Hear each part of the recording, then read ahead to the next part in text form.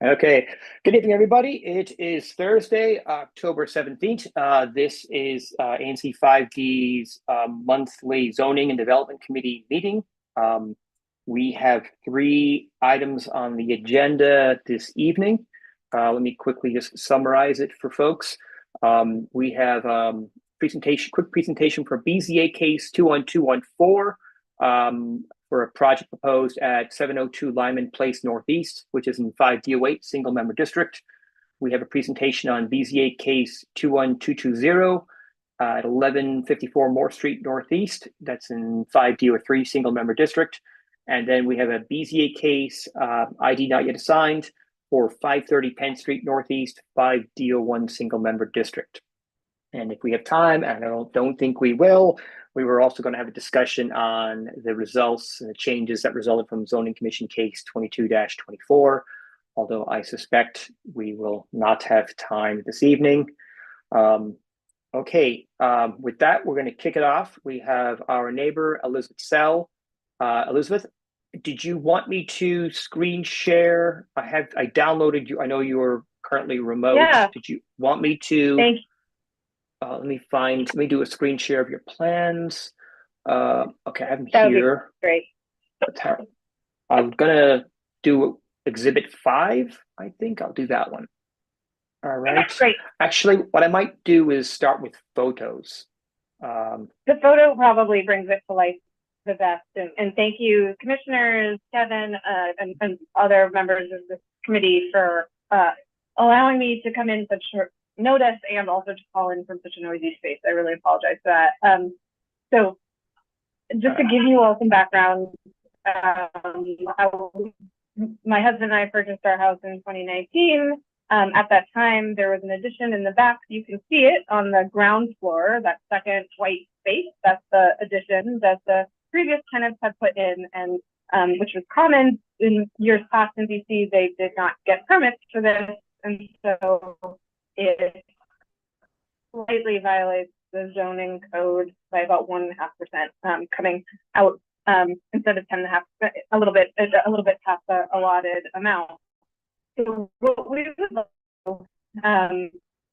is that bottom. You are breaking up on the a bottom little bit. floor, which is. I'm so sorry. Is that any better? Slightly. I do. Yeah. I'm gonna. Okay. So this is going to join the Wi-Fi. And I read this over earlier. So there is an existing addition here. And I think their plan is to, let me just change the share on this to the plans. I think this is her plans here. So we should now be looking at plans, I think. Yes. So Elizabeth, once your Wi-Fi is up and running, you can unmute and start talking about your plans. She might. Okay. I joined the Wi-Fi. Hopefully that's a little bit better. Much better, yes. Oh, great. Okay. So again, really apologies for this situation. But as I was saying, so the basement level, you can see the wall does not meet the addition that our previous owners put in. And so what we're hoping to do is bring the wall of the basement out to meet the existing addition. And there's a couple of reasons because we want to do that. One is we have hopefully a growing family, and so we're trying to make some more space. And two is that we're trying to improve the envelope of the house right now, just from a utilities perspective and climate cooling perspective. Like the addition is very, very cold because it was not properly installed, and it was not properly installed by it was an addition made without proper permits. So we are eager to make this basement addition a space that has the insulation up to code that will really improve the entire envelope of the house, quite frankly, including the out of code addition above it. So I have to apologize because I'm quite naive to this process and don't really speak a lot of the language. So hopefully I explained it well, but I'm very happy to answer questions. And I think that the exception in question is only about 1.5% difference beyond the code. So hopefully this is not a major change. It's not an enormous pop-up or taking up a lot of the footprint of the house. In fact, the footprint's kind of already taken up because that ground floor is already popped out. Can I answer any questions? So just to clarify, the rear addition, it's going to extend at the cellar level and on what we call the first floor, but it's not going to do the second floor? Correct. Yeah. So we're just that little gap that's below the ground floor, and then there's the basement, or the main floor and the basement. It'll fill in that gap. I'm going to go back to sharing your photographs because that might be a better. Yeah, you can really see that green and white pole. That's where the new wall would end. Got it. Okay. And this is we're here at the cellar level here, or is this the That's first the cellar level? Yeah. That's the cellar. Okay, so you're going to do a dig. You'll extend out the full level. Is the back of the building is it extending, or is it staying at this current level, or going further back? It will not change. It will become flush with the top wall. So it will not change the footprint of that ground floor. Okay. This may sound like a weird question, but you said that the extension the previous owners had done was not really to code. Yeah. Did they put in footers for those piers that are there now? I'm sorry, did they put in what? Did they put in footers? In other words, a foundation of any form beneath those piers? When we moved in, we put cement in the piers because during the inspection, they told us they were unsafe. We at that time didn't realize that the footprint was beyond the allotted amount for permits. So that's not exactly what I'm asking. Yeah. You're planning on extending out to that wall. My concern is once you build in that lower part, are there foundational, is there concrete or something underneath your paving there that will support it? Yeah, we'll rip up so that's permeable. Those are permeable pavers. Those are blocks. We'll rip those out and put it in for a foundation. Yeah. You will be putting a foundation in. Okay, very good. Thank you. That's what I was trying to ascertain. Yeah, that is actually shown, Skip, on the plan. They're basically tearing off all of the old addition and basically building a new one in place. Okay. Yeah. Okay, that was unclear. That was unclear when I was looking at the plans just now. Okay. Thank you. So, okay, I'm going to stop sharing. I've never seen someone come and ask for zoning relief for such a small area. I would say I cannot imagine the BZA not approving this. I would almost ask your architect to see if it would not make more sense to if it makes more sense for your family. I don't know how much remaining space is in the backyard. If it makes more sense it's going to cost you whether your addition is 11 feet or 15 feet. It probably would cost you the same amount to get the permitting and to build. And I would almost tell you, make it what is best for your family. And whether you're asking for zoning relief for 11 feet or 15 feet, I would be shocked if the ANC, and the BZA, I don't think it'll matter to them. So that's my only feedback is why not ask for more? But I don't know how much of your backyard you want to, maybe you don't want to take up too much of your backyard or maybe. Yeah, we don't want to take up too much of our backyard. Quite frankly, having gone through this process to date, I don't think I could do it again. Well, there is one thing I would make certain to do. Right now, you're not going to go up to the second floor. It's just going to be basement and first, correct? Correct. I would make certain that you put in the footings. Those are the foundations, the things that tie into the ground that will support an addition above that at minimum. So that's a good idea. If you sell the home, someone comes back and wants to add on to the second, maybe a third floor, they don't have Yeah. to tear it down completely to the foundation again. Or, They All can right. just build on what you already have. Great idea. you yourself might decide that you guys want to add another bedroom to the back of the house. But yeah, no, it's a good, and it's, again, construction wise, they still have to pour footers with rebar. It's not going to cost you really any extra money to have them have the footer size to support more weight.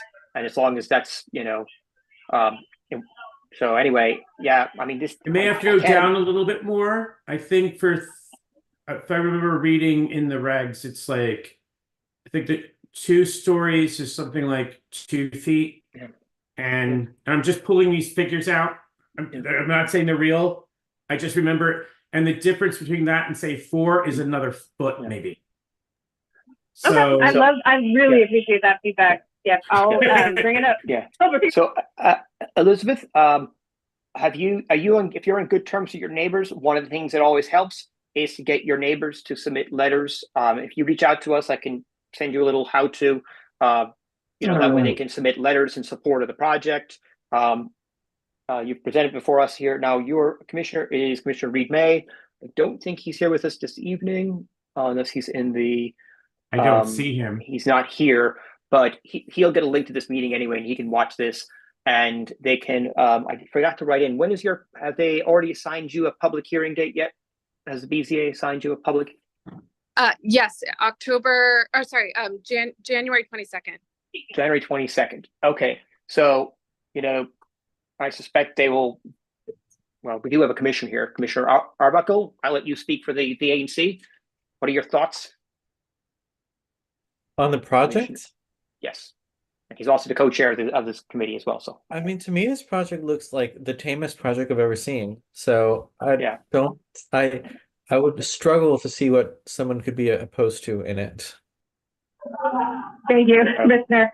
I will be sure to get a letter of support from my current commissioner, even though it will be in the next one, just to have that. And then would appreciate. I know the next step is that I go to the full 5D meetings, right? With this, do I have to present? Yes. Do I present again at that meeting? Yeah, if it's extremely non-controversial, there's a chance that they'll put you on the consent calendar and you don't even have to present. But I'll leave that to Commissioner Arbuckle and Commissioner Reed. If it's extremely, I think it's unlikely that would happen. Okay, that's the thing where they could put a bunch of really non-controversial stuff and they just vote on it in mass.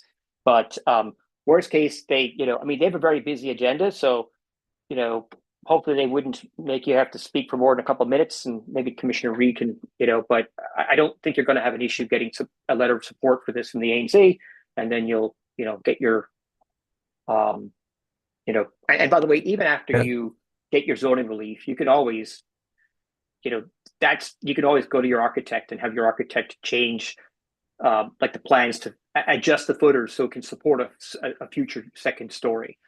That's part of the building. It's the DOB, the building code. Like, Commissioner Arbuckle, I see your hand is raised. Yes. I mean, honestly, the most important part is going to be if you can get those letters of support from your neighbors. There are some. I think that's going to be that will be extremely helpful. Okay, great. Very good to know that. Thank you. I'm a bit of a novice with all of this, as I said, so appreciate that. No worries. And Elizabeth, my phone number was at the end of one of the emails, so you can reach out. But I don't think this won't be an issue. Commissioner Arbuckle, I will leave it to you to coordinate to get them on the agenda for the next. I don't know if Commissioner Salcedo Guzman will have her present at the committee of the whole meeting, or at the full, or maybe both. I don't know. I'll let you figure out which ones and just let her know. I'll forward the zoning committee agenda. Those the 3 things that we have to the commissioner and they can decide which they want on the committee of the whole. Sounds great. Okay, all right, moving along. Okay, thank you. Thanks, Elizabeth. All right, next on the agenda is BZA case 21220, and it is for a project proposed at 1154 Moore Street Northeast in 5DO3 single member district. And if I've promoted everyone to a panelist, but I will need to promote whoever is going to present to a co-host. So just let me know who wants to, whoever wants. That's Gregory. All right, Gregory, I'm going to promote you to a co-host. How do I do this? Make co-host.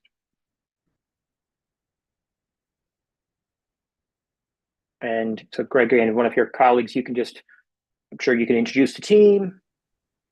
So thank you, Kevin. I appreciate it. We've had a bit of an email exchange, so nice to meet you. And I'm the architect for the project, and Alper and Ritesh, who are the owners, are also present. I don't know if you need to promote them, or I can give a short presentation, and then they can join in to answer questions or add what they feel is necessary. So can I share my screen, or how does this work in terms of? Yeah, you can share your screen, and the developers, the co-owners of the project, they can speak to the project. It's just you're the only person as a co-host who can actually share your screen right now. Okay.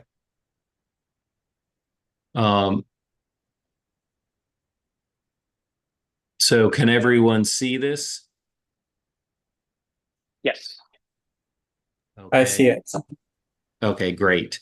So this is a project at 1154 Moore Street Northeast. And this is an existing single-family home that will be converted to a 3-unit building. So this is the home right here you're looking at. This is the backyard you're looking at. And there's 2 special exceptions we're looking for relief from. That is the 10-foot rule, which I think most of you know, in an R1 zone district, you can go 10 feet past the adjacent neighbors. And we are proposing to go back 16 feet. And then the special exception is you need a special exception in an R1 zone district in order to do more than 2 units. And you have the 900 square foot rule, which is the guideline that zoning uses for how many units. And this particular lot is above the 2,700 square foot threshold for the 3 units. So nothing is guaranteed, but we meet the requirements that BZA and zoning have for an additional unit because the lot square footage exceeds the 2,700 square feet when you look at the 900 square foot rule. So those are the 2 special exceptions we're looking for. I'll take you through. Those are the proposed plans. So the proposed plans, when you look at the site plan, we're proposing extending beyond the neighbor 16 feet, which would require 6 feet of relief. And then we have the 3 units, which is another special exception. There's actually a proposed accessory structure in the rear, which is a matter of right. So the first floor of the accessory structure would be assigned to the cellar unit. The second floor of the accessory structure would be assigned to the first floor unit. So this is not an independent unit.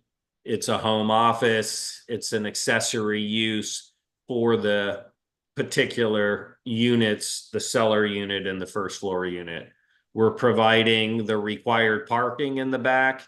And we have an area here for trash and recycling, which is a luxury in a lot of these conversions, that there is dedicated space for trash and recycling, which is nice for the neighborhood. You can tell me if you want to go through the interiors of the particular units. we have 2 bedrooms, 2 baths on the first and the cellar. And then we have a large family style unit on the second and third floor where you have living, kitchen, dining, a home office, family room, and then 3 bedrooms.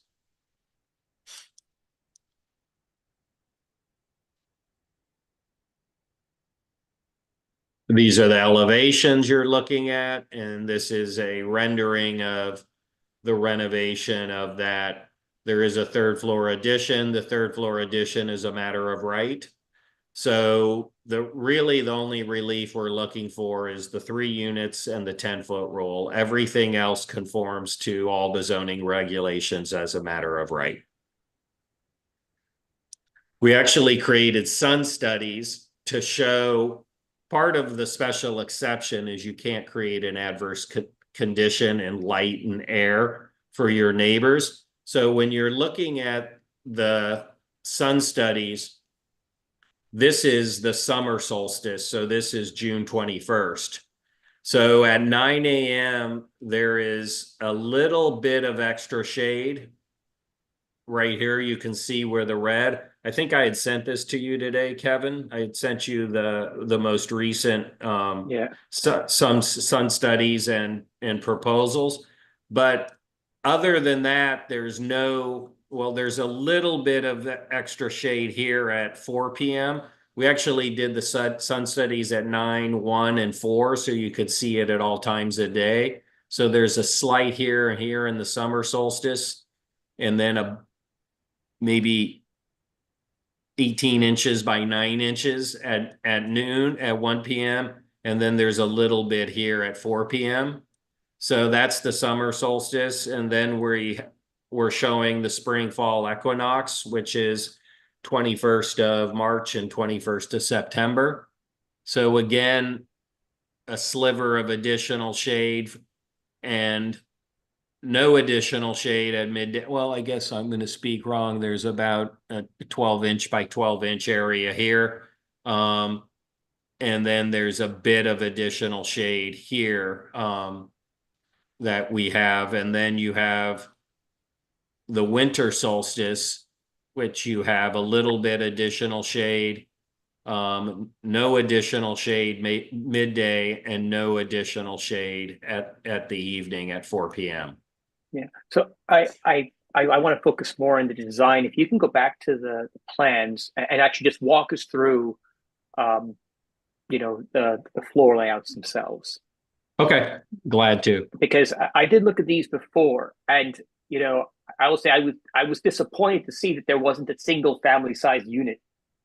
The cellar is 2 bedrooms, and one of the bedrooms has a lot of wasted space and like this long weird hallway.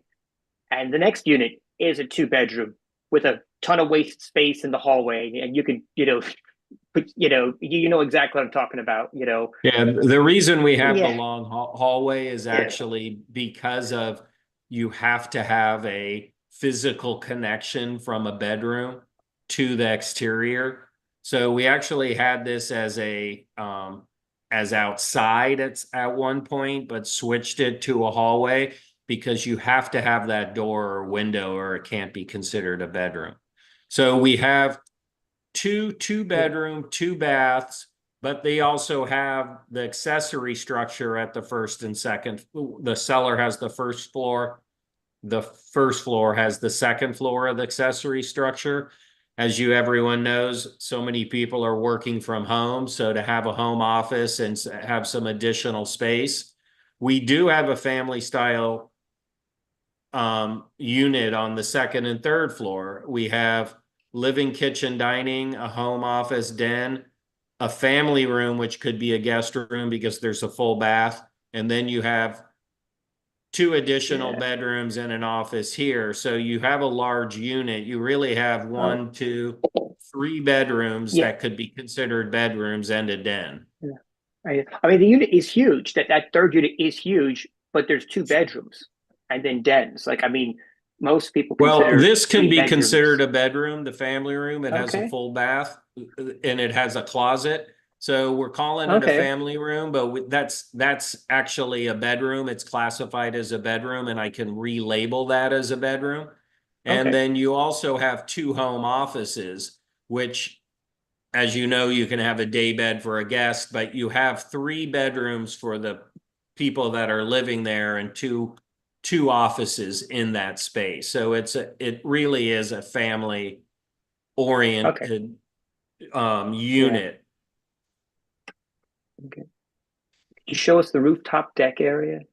Yeah, that's here. So you come Yeah. up and you have a rooftop deck. You have some storage for tables and chairs that people might have on the roof deck, but it's limited, and you don't see it from the front. The line of sight, you wouldn't see that. You see it in an elevation, but not in the rendering. So will the parapet wall for the rooftop deck, is that in line with the 3rd floor? This is the 3rd floor under here, and that's the Yeah. parapet of the 3rd floor right here, which creates really the guardrail for the deck. Yeah, there's a project going in right now. I forget the address. It's on Moore Street. I'll remember it in a second. It's under construction right now, and it was a similar, very older building. I think and they actually ended up not doing I'm surprised they didn't do a rooftop deck. It really does help preserve, because when a lot of these projects, they add the rooftop deck, I know it saves construction costs. They just have an integrated parapet wall and it goes up. It just makes that 3rd story look, not like the first. It's an elongated height that doesn't look as good. And if the rooftop deck had just been set back an extra 10 feet, it wouldn't. It would make the 3rd You're story. looking at here. This Yes. would be lower here, That would be and that would be something that the owners would consider, that if you take out that height of the parapet and set the rail back a few feet, you don't see the rail, and it doesn't look as large. Yeah, I know rooftop decks sell projects, and then I talk to all my neighbors who have them, and they rarely use them. It's just this weird thing that people love the concept of rooftop decks, and then I ask all my neighbors who have them, and I see them never going up there. I'm like, they're like, oh, a couple times a year, 4th of July. So it just seems like, if that was, and this is one of the largest rooftop decks. It's almost like 50 something feet. I mean, I think the building is 60 something feet long. So if you didn't have to have the 3rd story so close to that old, beautiful, we are setting it back from the turret. You Yeah. can see here in plan. Are those So- are those French doors right behind the turret? No, those those are windows. There's a door here. Those are windows. They're casement windows, so you see the swing of them in the program they have, but those aren't doors. Gotcha.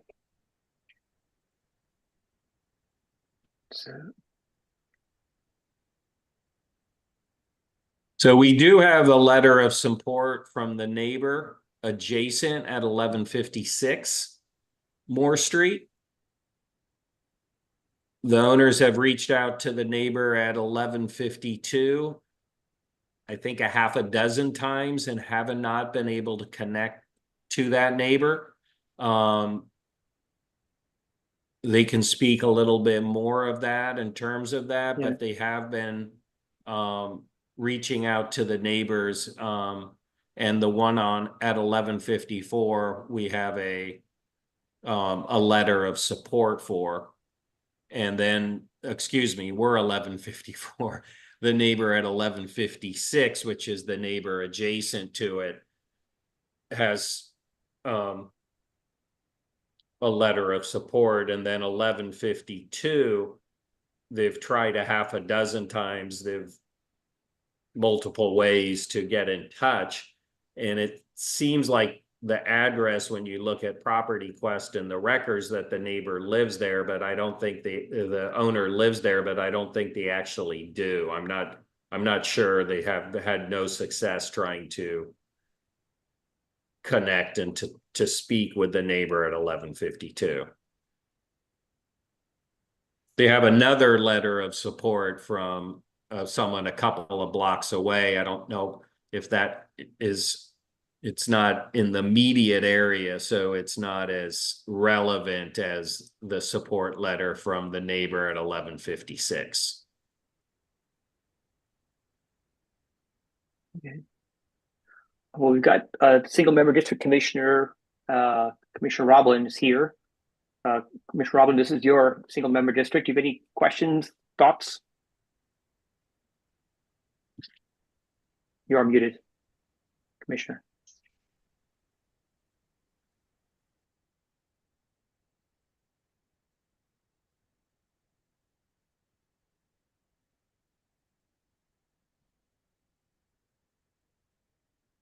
Commissioner Roblin. Commissioner, we you're cannot still hear muted. you.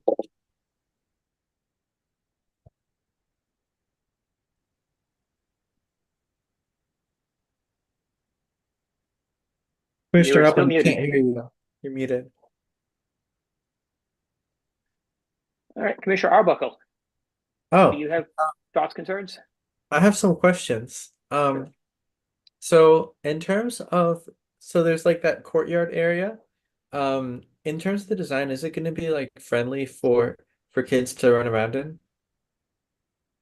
Let me go to the plan so we can look at that. I'm going to go to the site plan. I think that's maybe the best. Mhm. So this area could be utilized by kids that live there. Mhm. Yes. Excellent. And this is somewhat tangential. But when you do these kind of projects, do you make sure to abate the lead or other toxics that might be in the backyard soil? We would follow all the requirements of lead, et cetera, for that the district has for remediation and removal. So that's, as everyone knows, prior to 1978, the lead was pretty prevalent in the paint and different things. And what so yes, they would meet all the guidelines and the standards that the district has for that. Yeah, I actually don't know those standards. Like, do you happen to know like what is done with the soil off the top of your head? If not, it's okay. I don't know specifically for the soil. Most of the time when you're doing lead testing, you're doing it inside. And there's ways to, since this is a demo, not a, you can either encapsulate it, right, by painting over it or putting something over it. Since this is a demo, it has to be remediated and removed. And so that we would go through those steps to do that. We typically do soil testing too, both for structural reasons and the quality of the soil. So if something came up in any of the geotech reports, we would work with that. But we always do a geotech report. It's something that's pretty standard when we do this. All right, thank you. Skip Keats, I see your hand is raised. And Commissioner Roblin, I'm still trying to unmute you. And I don't even know why you're not, now you're currently not even showing up on the panelist list, but we can find you. Oh, there you are, ANC 5D. I have a couple of questions. Okay.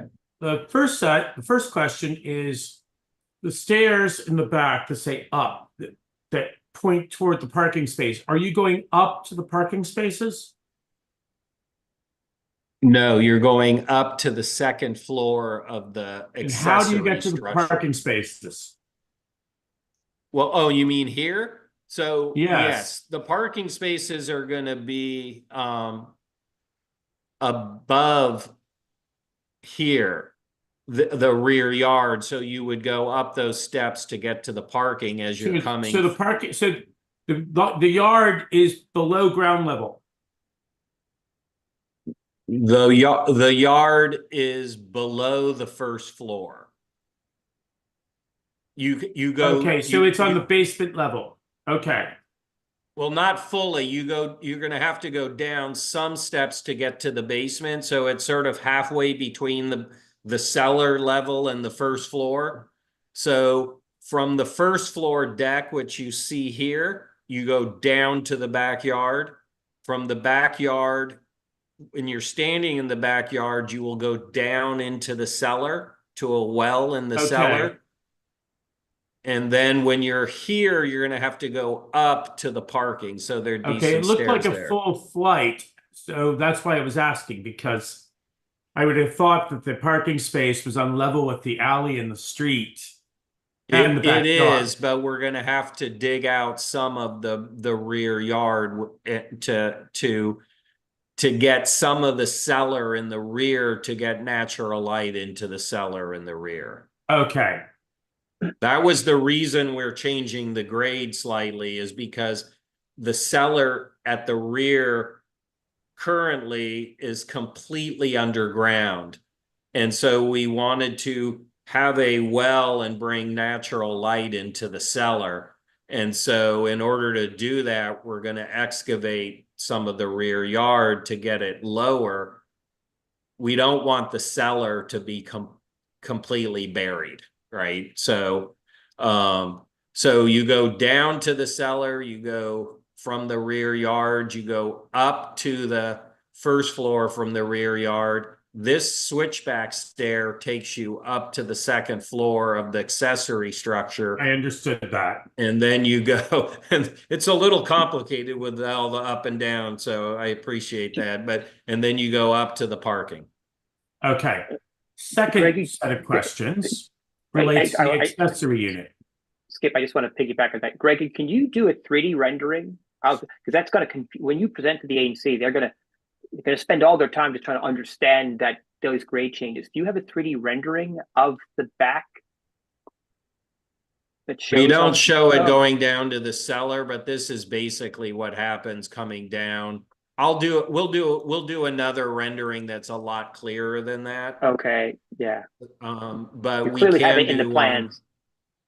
Yeah, because I didn't understand it. I didn't even, we looked at that, I looked at it earlier and I didn't realize there was so many grade changes. And Yeah, I but suspected really there the were reasoning grade changes, but I behind was that trying is to confirm it because it's hard to tell from a 2D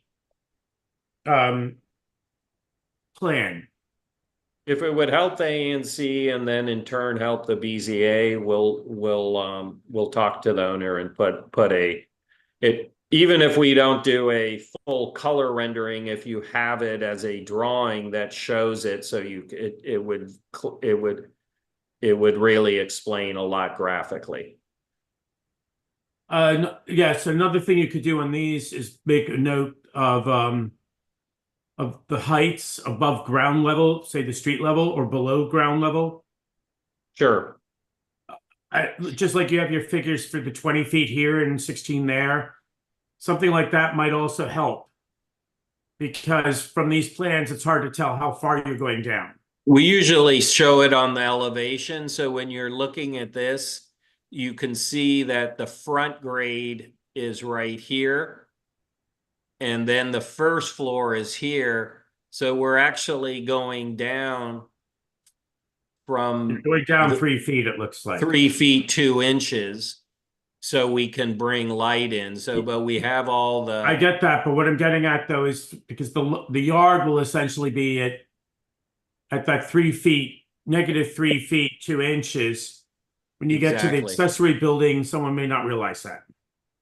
Sure, we'll And that show that staircase looks clearer. awfully long for 3 feet 2 inches. so, Well- Skip, what was your next question? I want to keep things moving on. Next question, can we go back to the floor plans, please? Which one would you like to see? The accessory units is what I want to ask about right now. If the accessory units are intended to be an addendum to the basement or first floor, why do they have a washer dryer there?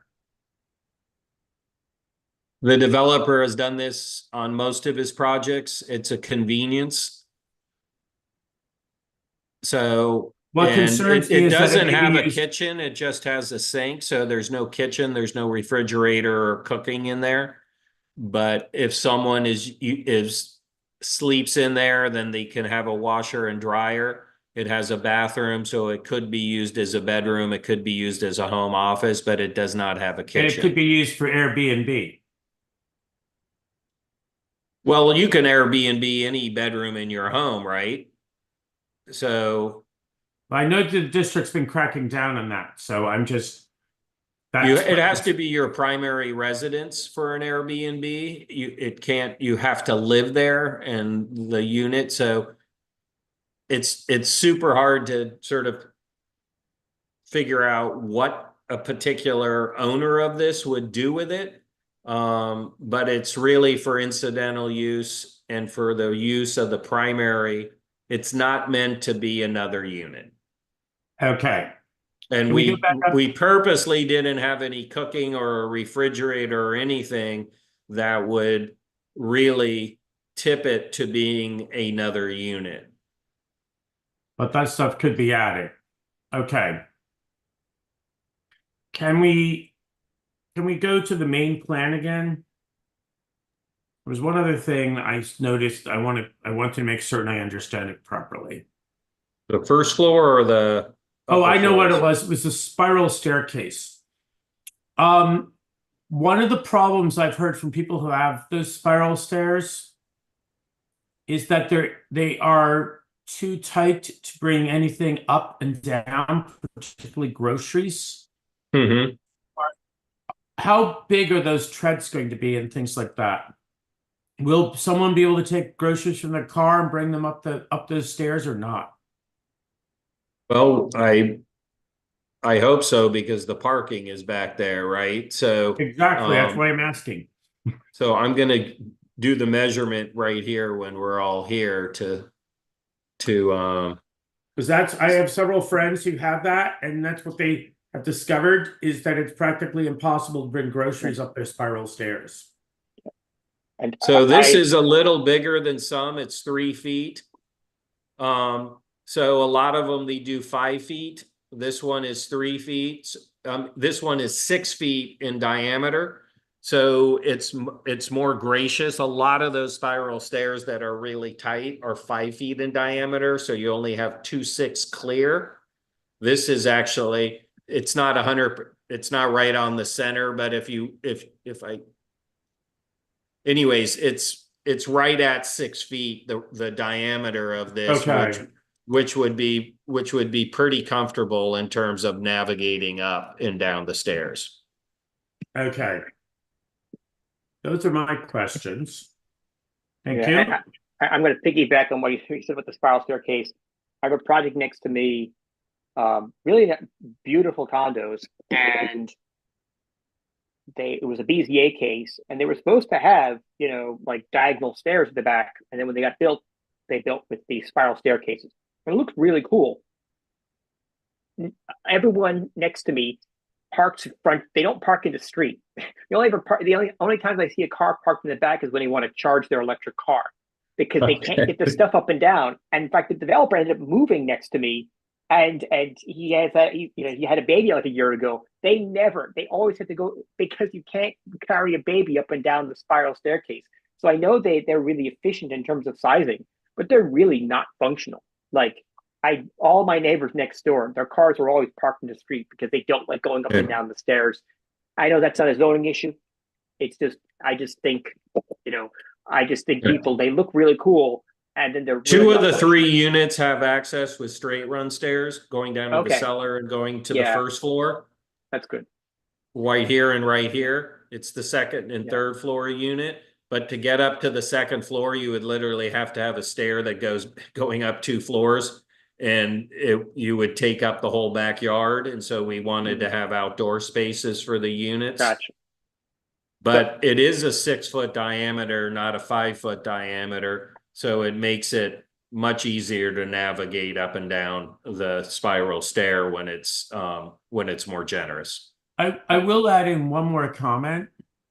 Per the bedrooms on those 2 floors, I understand why you put in the corridor, but do you not think it's a particularly good design move? And I'm just thinking you may want to rethink that, maybe shift the bedroom to the front and shift the living room, dining room, kitchen toward the center or something like that. That's just my thought. Yeah, you would I lose would not want to lose that much territory buying the place. Okay. I mean, like I have to say, like we see a lot of multifamily units come before us. And I've never seen such an inefficient use of those bedroom hallways. Like, I don't want to tell you how to do your job because you're the licensed architect. It just seems like, I don't know, I've never seen, it's so weird. I don't know, like, I just feel like we've seen so many other more efficient uses of spaces. It's just a long wasted hallway. I don't know, I'm not sure. Yeah, there's something seems odd. I'll just leave it at that. But so, Greg, I'm going to do a screen share here because I'm going to. You want me to stop sharing so you can share? Sure thing. I'll replace the current I think share. I need to stop so you can share. Okay, so I'm sharing pictures of a project that you are familiar with. So this is also on Moore Street, and it's across the street. And this is actually, I think you were the architect for this project. And I don't know if the development team is the same team, but this was a similar. It was I don't remember the zoning relief for this project. It was a multifamily addition, and there was also an ADU in the backyard. And I just want people to understand that this is what it's going to. I don't know what the cladding is going to be and the color and stuff, but in concept, this is what it's going. You'll have a building. I don't know if it's, and there'll be a kind of a small yard in the middle, then the building in the middle, and then the parking is in the back. And and I think I'm showing people this because I remember at the time the neighbors really didn't like this concept. I know the ANC opposed this, and they put in a letter of opposition. The client ultimately the BZA still gave awarded the zoning relief, so and it got built. But I don't think the ANC is going to be happy with this. And and I'm not a commissioner. I don't get a say or anything like that, and we don't vote on anything here. But I remember speaking to you at the time. I think this was back in 2018 or 19, and a question I had at the time was like the ANC. I think what was in the ANC report is like the ANC is all about ADUs. They just want to see them back at the alley. Like, Gregory, was there any version of a design that you could have used, especially because you've got that weird extra space? Is there a version where you could have pushed the ADU to the far back of the property? So one thing, it's not an ADU, that's an accessory dwelling unit. It's an accessory structure, which is assigned to the units in the front. So it's not meant to be an ADU, which is an accessory dwelling unit. Okay. If you move it to the rear, then you eliminate the parking. That's assuming you. So I'm going to stop. Well, at the time we had discussion, you were like, well, you couldn't do it because this lot wasn't wide enough to support 2 cars plus a walkway. But now let me see if I can share. That was probably an 18-foot wide lot. Yeah, I stopped sharing. If you can share your plans again and just go to the rear of the lot.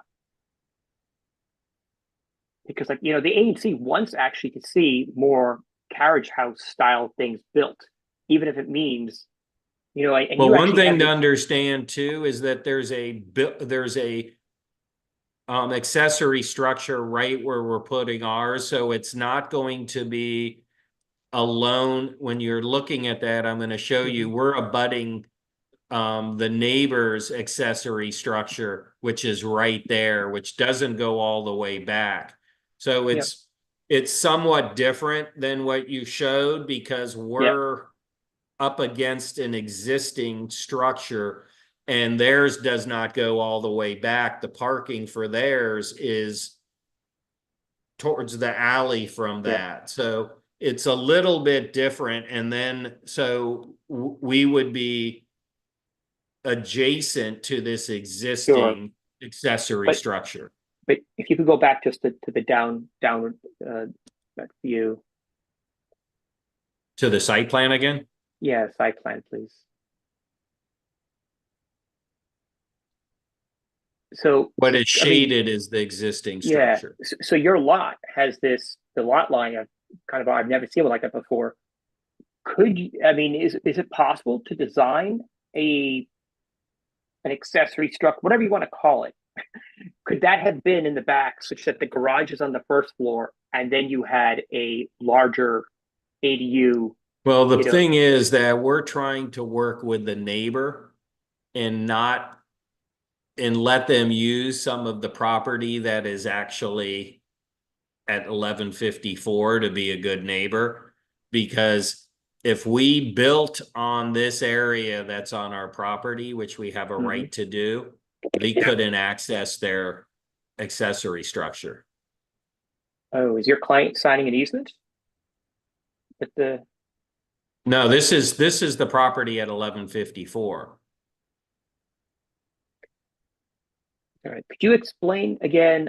Because when I looked at the zoning map, it did seem that there's that square there actually belongs to your client. It's a weird shaped lot. Yes, that's the belongs property line. to Yes. This belongs to the client.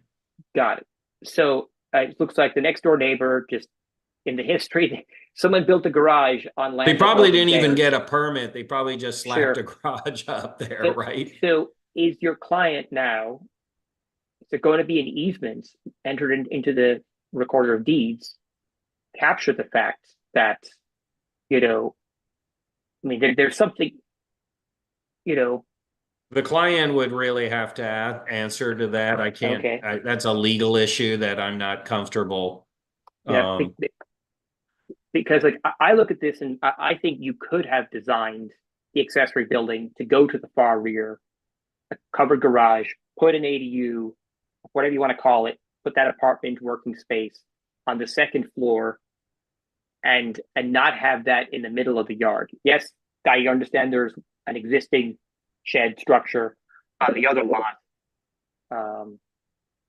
but it really would be preferred if that structure was at the far rear. And in this instance, you actually have the width at the rear to do that. So That's a conversation I'll have to have with both the client and the neighbor. because like the people who own the houses on these, on some of the streets in Trinidad, Neal and Morse, they have these really long, beautiful backyards, and that's why they bought on these lines. And then suddenly to have,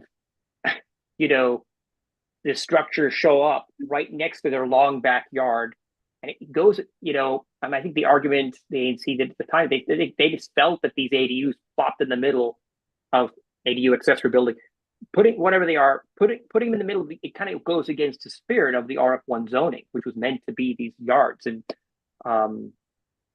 like people can have arguments. I mean, I don't think the ANC is going to.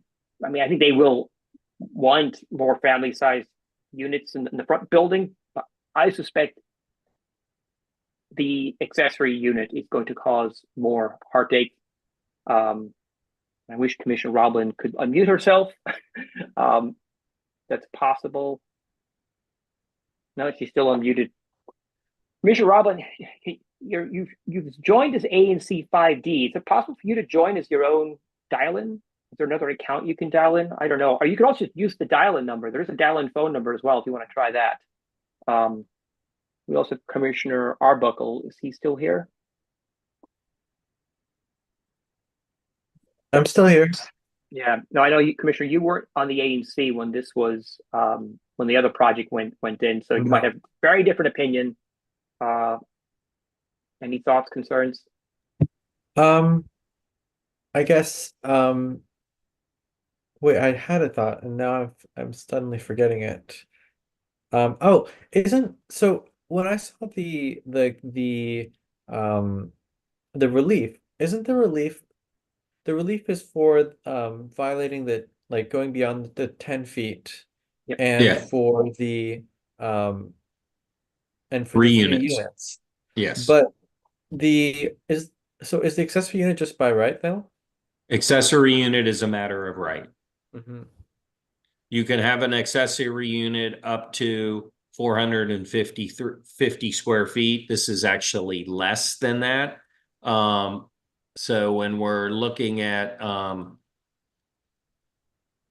the specific relief, when we're looking at the special the relief, Mm-hmm. we're looking at I'm going to look at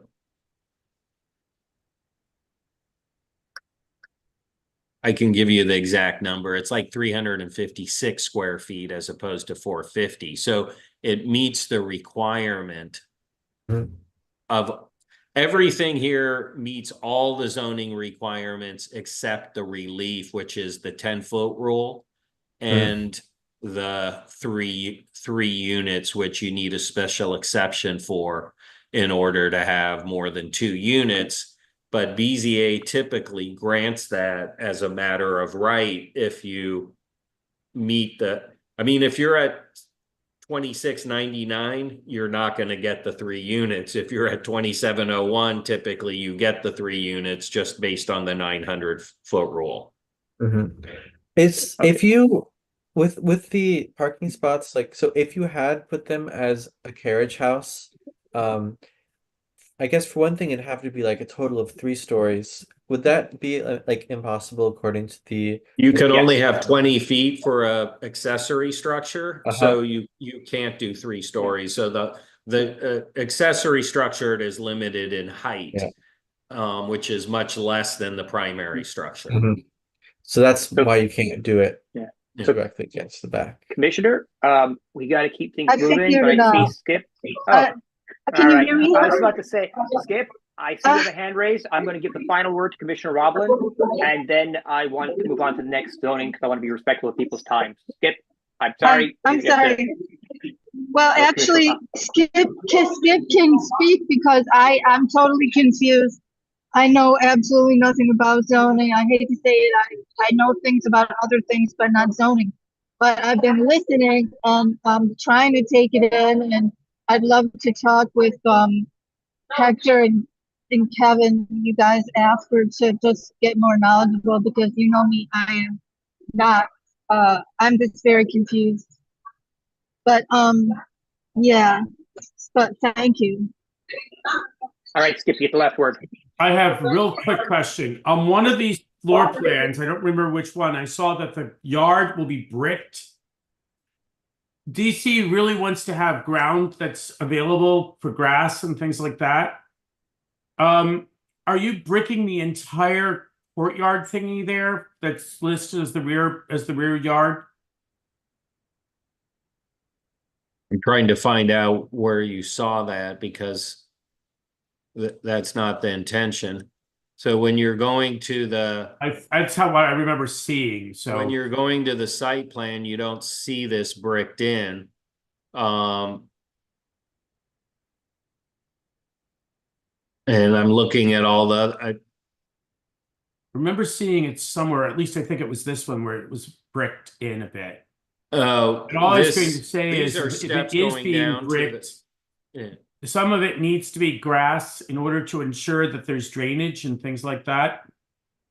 Sure, this developer I know uses almost always permeable pavers, so if it looks hard, but it would still have allow water to percolate down through, but almost everything they do is permeable pavers, if they do pavers. Yeah, my concern was that so much of this lot was covered by buildings or other things. That was my concern. So yeah, we have to have the amount of green space that is required in an RF1 zone district, and we will definitely meet that. Even the parking will typically do as permeable pavers, so water will not run off into the stormwater, and that water will percolate through even where the parking is. So we try to get as much green space, impermeable space as we can. Okay, thank you. I have one last question, and it's actually for Alper or Ritesh. Can you give us do you have you completed other projects within ANC 5D? And if so, can you give us the addresses? We do like to, I know it's a building code issue as opposed to zoning. We're just curious what other projects you might have completed in the neighborhood.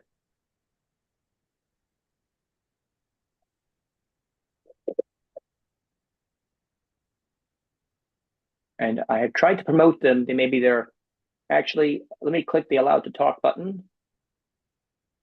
Okay. I tried to promote you guys to co-panelists so we can see your faces, but that's all right. If you want to speak, you have to unmute yourselves. How about now? I can hear somebody, yes. Yeah. Yep, we have, can you guys hear us? Yes. Yes, we have done 1124 Morse in 5D. Okay. Got it. 1124. And even though Gregory was the architect for that other project, I think that was 1117. That wasn't one of your projects. It was another developer.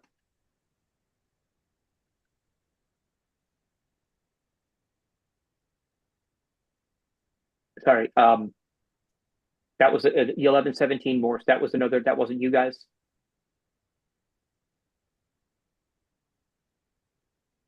It wasn't me. It wasn't you. Okay, gotcha. All right. Okay, so you guys did 1124 Morse. Yeah, I don't know off the top of my head what that project is. Next time I'm out walking the dog, I'll go take a look. Was that something you guys did recently, or is it under construction now? 2 years ago ish. 2 years ago. Okay. Okay, cool. And just curious, did that require zoning relief, or was that a matter of right build? 2-unit matter of right. Okay, gotcha. Okay. All right, look, folks, thank you so much, Gregory and Alfred and Ritesh. Thank you so much for presenting and explaining the project. I'm going to leave it to you to coordinate with Commissioner Roblin to get on the agenda for the next, because you guys will need to present the ANC or the committee of whole. I'm not sure how Commissioner Kevin, does the zoning committee give a recommendation, or how does this work? We don't give anything. All we do is we send a link to the commissioners and we're like, watch this. And that way, because they're not going to want, they have so much on their meeting agendas, they can't dedicate half an hour to a project. So they'll usually ask a more redacted presentation. Okay. But yeah, usually they'll watch this and you'll still have to go before them. We don't offer any and I would like to say I had the time to write up a committee report where I give no, we don't vote, we don't do anything. Our job is just to kind of lighten the burden and give applicants a lot more time to present. We appreciate it. And how do we pivot to the full committee? Is that something you send them, or how do I follow up to get on the agenda for the ANC meeting? I'll fix it. I'll do it. I'll contact everyone and get you on the when is the BZA date? When is your hearing? The hearing is 5 February. 5 February. So the 5th, February 5th. Okay. Yes. Yeah. Yeah. So we'd like to be on the November if we can, so we have plenty of time. Yeah, absolutely. I agree. I'm going to see if you can come on to our cow meeting this month. It's the 4th Tuesday. It's the 4th Tuesday. I'm not sure what date that is of this month. Can you do the cow meeting 7 o'clock, the 4th Tuesday of this month? And then you would be on the November. You have to do the cow before the public meeting. And if you do the cow this month, then you can do the November public meeting. If not, you would have to wait for the January public meeting. We will be on the meeting this month on the 4th Tuesday, whatever day that is, we'll make it happen. Fantastic. That's great. And I'll tell everybody and just connect you up, and I'll share this video with the commission, with everybody. Okay. Do you have my email? Yeah. All right. Okay. So we'll follow up. We'll work out So the if you details. can follow me up with an email, then we can coordinate and we make sure we get on the 4th Tuesday meeting. Yeah, absolutely. I'll set it up. Okay. I appreciate that. Thank you. Sure. You're really welcome. And zoning committee, thank you for your time. Great. All right. Thank you so much. All All right, sorry, folks, this is running long tonight. All right, next is a BZA case, ID not yet assigned for 530 Penn Street. If whoever's going to present wants to raise their hand and let me know, I'll make you a co-host. Who is raising their hand for this project? Will that be Alexander? Okay. All right, Alexander, I'm going to make you a co-host. I don't think Alex is the. Oh, I thought I saw Sorry. waving. I think he was just waving his hand for a second. Meredith, did you Okay. want to be the? It should be Madeline should be Oh, able okay. to share the presentation. All right, I'll make you the co-host, Madeline. All right. No, Madeline. No, Madeline, Madeline, not oh. myself. I'm sorry. Madeline, oh, where is Madeline? No worries. It's actually Meredith. Meredith, okay, Oh, all right. oh. I'm gonna Man. make every- It's all good. You know, we'll figure it out. If Okay. that's okay. Okay, Meredith, take it away. You're a co-host. You can share your screen and tell us all about the project. Great. Well, before I share my screen and kind of walk through, I want to just kind of introduce everybody. As you know, Meredith Moldenhauer from Cozen O'Connor. With me is Madeline Shea, and we have individuals and ownership team from AI Pop-Up, as well as individuals and representatives from Eden's, the landlord here. And so I want to just ask both of those teams to introduce themselves, tell a little bit about kind of how they're related to the project, and then I can jump into the project in detail. So, for Mazen or For sure. I'll kick it off from here. Good evening, everyone here. This is Mazen Stari speaking, and I have my partner Nave Isa on the phone as well. We're the owners of AI Pop-Up LLC, hoping to transform 530 Penn from what used to be an office space into a nice entertainment use space. We ourselves are the owners of Vera Cucina and Bar, which is in Ivy City, it's a couple minute drive from here, and Culture, as well as a speakeasy next to Howard Theater. thanks so much for giving that. And then Reynolds, Pleasure. I will turn it over to you. Yeah. Okay. Hi, everybody. Nice to see you tonight. Reynolds Allen from Eden's, Managing Director, overseeing development and operating assets in the Union Market District. With me is Alex Raganisi tonight as well.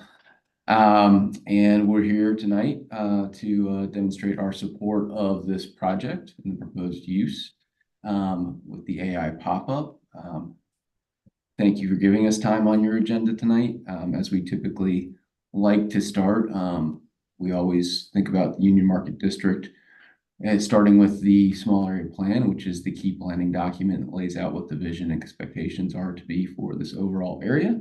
And as we've been working in the Union Market District for the last 18 years, that the focus has been to bring that small area plan vision to life.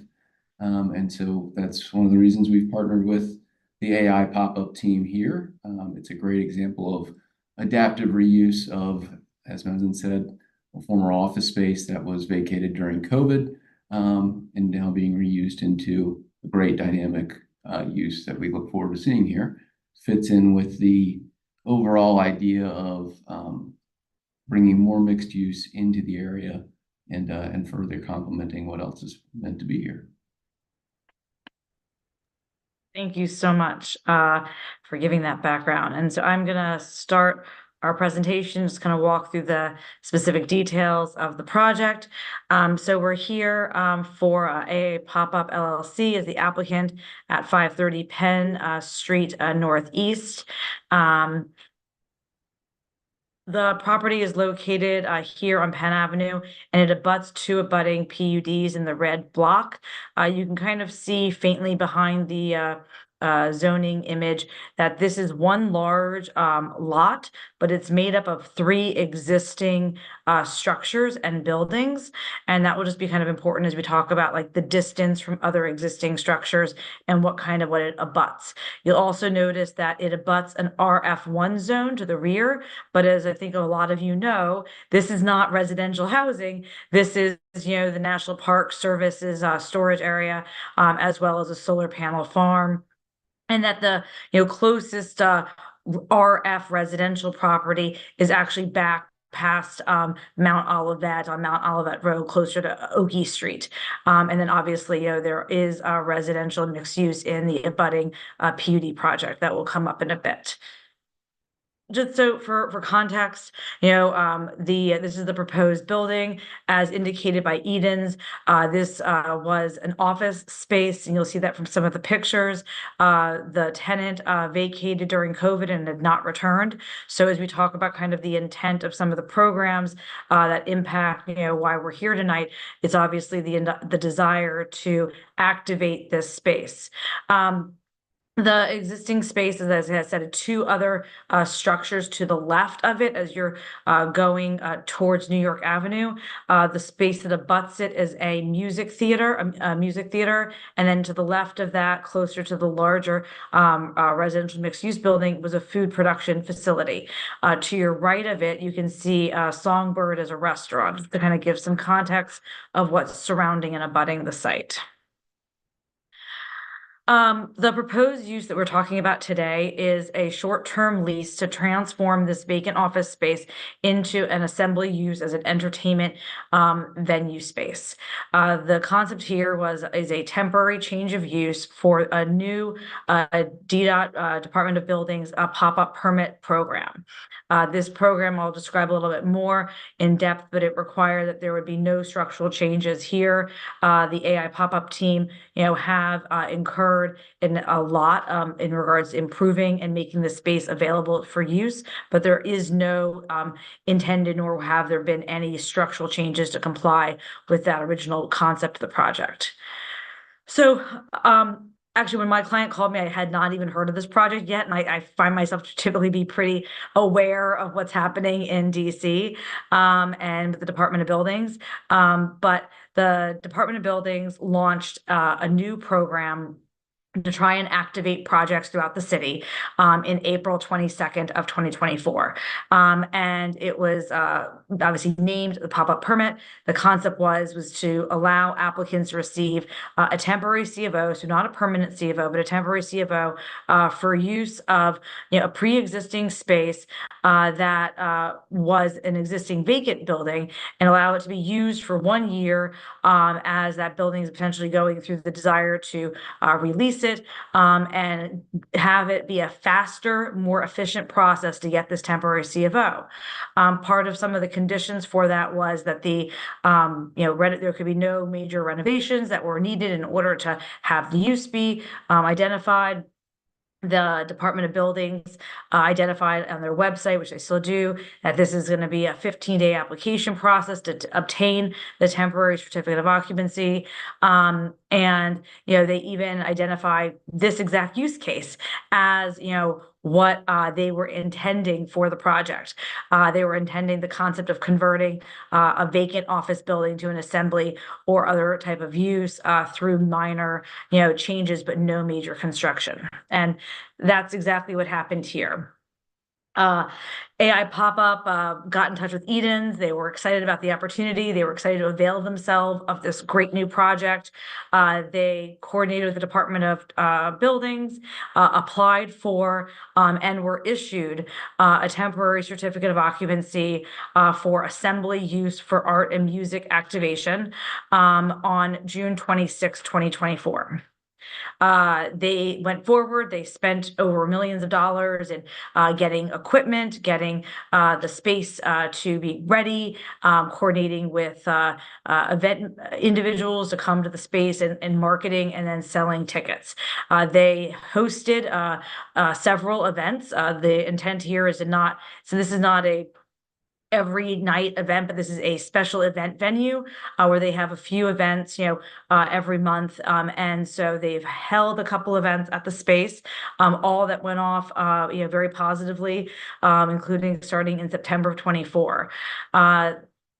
Shortly after that, Department of Buildings was reviewing the process themselves, and they determined in the connection of that there was a discrepancy. As I showed earlier, this site abuts another site that went through a PUD, and there was a confusion by the Department of Buildings that the proposed use of assembly was potentially, they thought, had been permitted under that PUD approval. When they realized that it was a separate lot and was not permitted under that PUD as a permitted use, they contacted our clients on September 25th, 2024, and informed them that the permit had been issued in error and that the use is not permitted by right in the zone, and that they had to go through this process to go to the BZA. Obviously, my clients were quite surprised. We put together an application expeditiously and filed this, most importantly, because they have pending events that they're trying to ensure that they can protect, obviously to protect their business and get this site activated as quickly as possible. And so that is why we're here tonight. And I'm going to walk you through a little bit more of what we're talking about. So this is the existing lot. As I described earlier, the far left site is a food production use. The middle portion of the site is a music theater. And then the proposed leased area is this existing space here in red. It is then obviously as far away as possible in the lot from the abutting mixed-use residential to the left of what this image is here. This is the existing interior of the space. It was a large open cubicle office layout that would obviously convert well to an open space event and assembly use. You can see here again, the space obviously did require some, upgrades and some general work to it that my client has invested in. There's an outdoor space that's shared by all three uses that can be used here just simply for getting some fresh air, but no music in the outside area.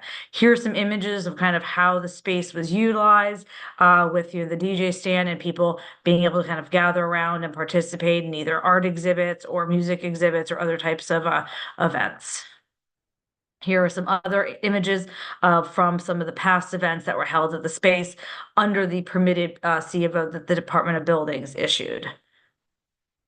And so why are we here tonight? So we're here tonight in the PDR1 zone, which the site is located in. Assembly and entertainment use is permitted by special exception. So as we know, under the zoning regulations, if it's allowed by special exception, it means that the zoning regulations deem the use to be acceptable in the zone, subject to the underlying conditions. And so we believe that, we satisfy all of those conditions. We meet all of them except for one of those sub-conditions that we have to ask for variance relief from, and that is that the site shall not abut a residential use or zone.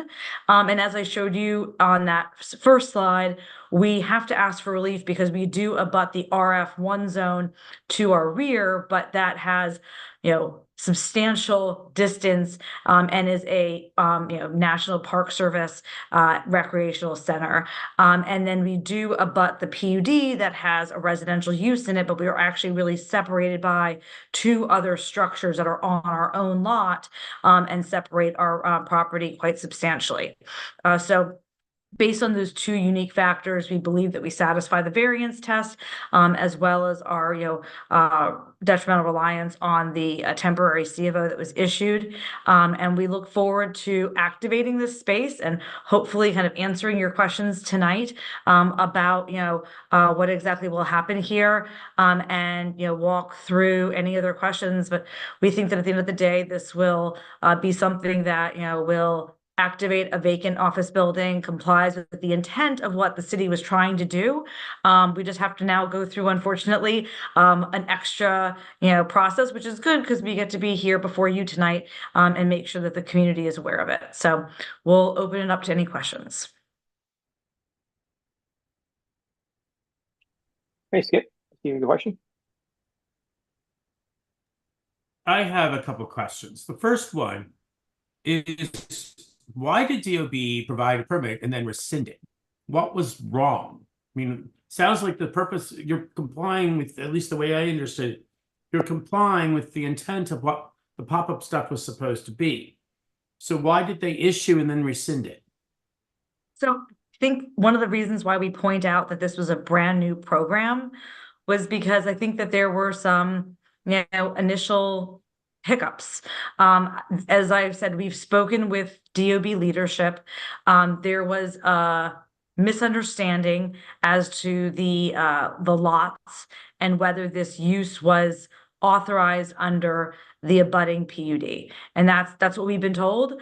Obviously, my client is very frustrated by the process as well. They went through and, provided all the required information, were issued the permit, utilized the property in conformance with that permit for a period of time. Okay.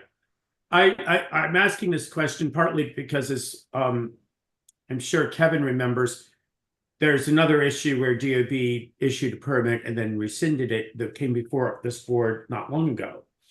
A somewhat different type, but it seems to be a pattern. That's why I was asking. The second question I have is with Songbird, which I think is a restaurant music venue to your east, and you said it's a musical theater to the left. Is that correct? There's a It's a movie movie theater.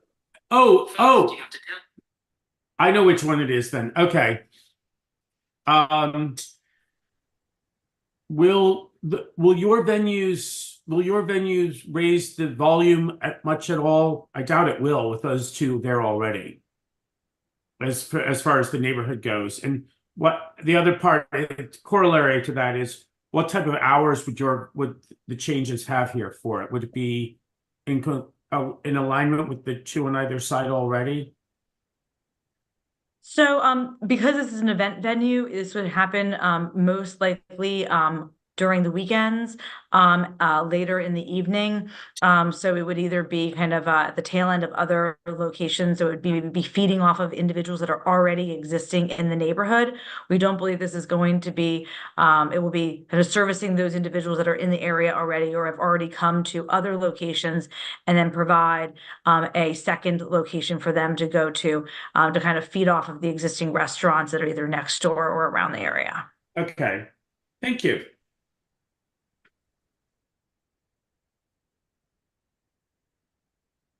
Commissioner Arbuckle, Yeah, I was your gonna single say, member district. yes, I'm an ANC, I should say something. Well, to me, this seems like a very good thing. I was talking to some people, some constituents about it yesterday, and they were like, "Oh yes, I can go to events. I'll be there." And so yeah, I think it's a good idea. I didn't realize that they'd already done events, and yeah, nobody complained. So I think it's a good thing. And is there any way we can, like, I guess, so the meeting is in November. Like the ANC meeting is in November. Is there any way, like, we can get you a letter? Like, can I write you a letter that would help, or does it have to be from the whole ANC? So in order to receive great weight, it has to be from the full ANC. We do have enough time to be able to go to your full ANC. I did hear earlier that you have, the executive meeting coming up on, I think it was like the 28th on Tuesday. We'd be happy to attend that, and then happy to attend the next full ANC, and that would be within enough time. Again, we requested an expedited hearing because of obviously the challenging factors here, and we greatly appreciate your support. Yeah, you'll have my support. Thank you, Commissioner Arbuckle. I don't have any questions. I mean, it seems like a no-brainer. Like it's a temporary C of O to make use of the site while we're waiting for the next whatever the site's going to become. So I don't know why anyone would object to this. Because I do have one question. Have either of the adjoining businesses, are they going to submit letters of support for this case? I mean, I'm guessing you've spoken to them. Are they on board with this? I mean, Eden's owns and Yeah, I can speak to that if you'd like. Yeah. We have not requested letters of support, but they are supportive of what's going on. We do own all the property on either side of the entire block, and we are highly supportive of this going forward, obviously. Okay. Yeah, I don't have any questions. I mean, I'm all for, more options, more places to go in the neighborhood, until you guys figure out what you're doing with it eventually. So Commissioner Arbuckle, if you're SMD, you have the final word on it if you have any final questions. It seems good, and yeah, it's between two things that are already late night, and it's next to all all other things like last call, common read, etc. Seems good. Okay. So Commissioner Albrecht, I'll leave it to you to speak with the ANC chair and get them on the agenda for the upcoming committee of the whole, and then their full ANC meeting. And, you know, maybe you can get this on the consent calendar. But who knows? Okay. All right. Well, that's all we, I don't think we had one more thing on the agenda tonight, but it's 9 o'clock and we're already running late. So I think we'll wrap it up there. I appreciate everyone coming out and presenting, and, good luck in the project. And I hope you guys get the support, and, yeah, I don't have any other questions. Thanks, everybody. I Thank you really so much for appreciate your time coming tonight. out. We Thank you all, appreciate it. commissioners. Thank Really you. appreciate your time. Thank All right, you. cheers. All right. Thanks for doing development in the neighborhood. Always appreciate it. Cheers. Thank you. Bye. Appreciate Thank it. you.